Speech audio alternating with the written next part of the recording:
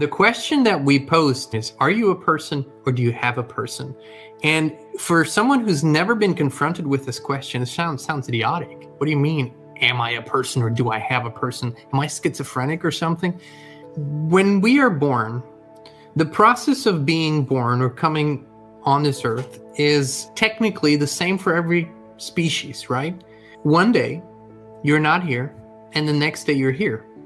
So your physical presence becomes visible on this earth.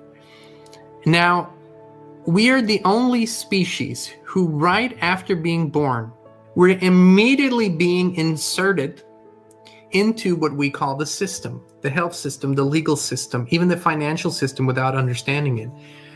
And as soon as we are inserted, something begins to happen, a chain reaction. We become something that is really unnatural to us.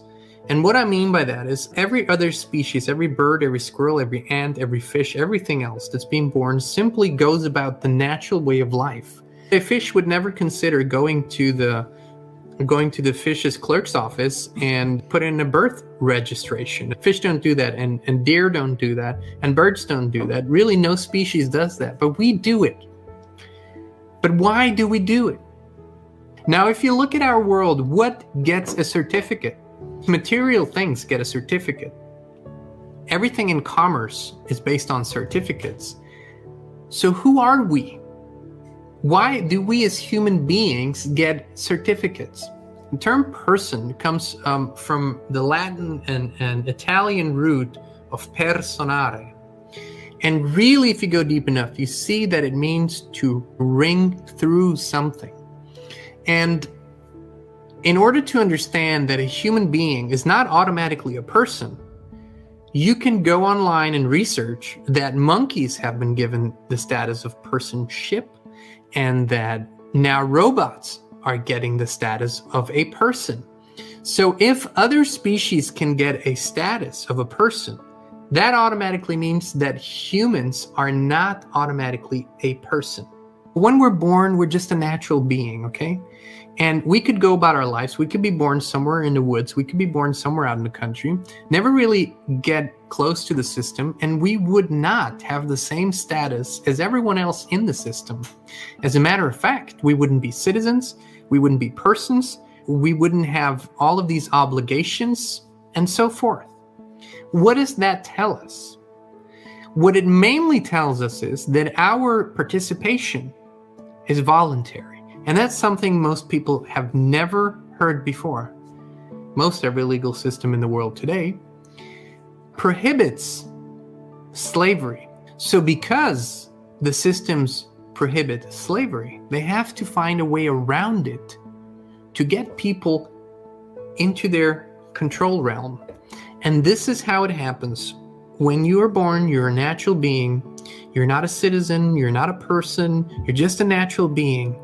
You're a man or a woman, and when your parents give you a name, they call you Paul or Gina or Sarah or whatever, that in itself has no attachments to a system. But what happens next creates an adapter. It creates the bridge from the natural being to the legal being. You as a natural being, you are subject to laws. You're subject to natural laws. You're subject to universal laws.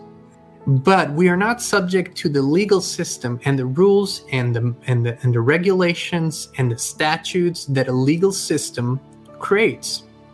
So in order for the legal system to get you, they create what we call an adapter. They create a person. Now that person is in and of itself nothing living. It's a fictitious legal entity. And when you put life into it, when you connect with that person, then it appears to you that you become that person. So what the system does is, as soon as you're born and your name is recorded, there's a birth certificate created that has the name on it, but that's not you.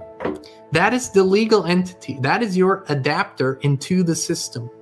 Attached to that, depending on where you live, you get a number. You get a social security number in the United States.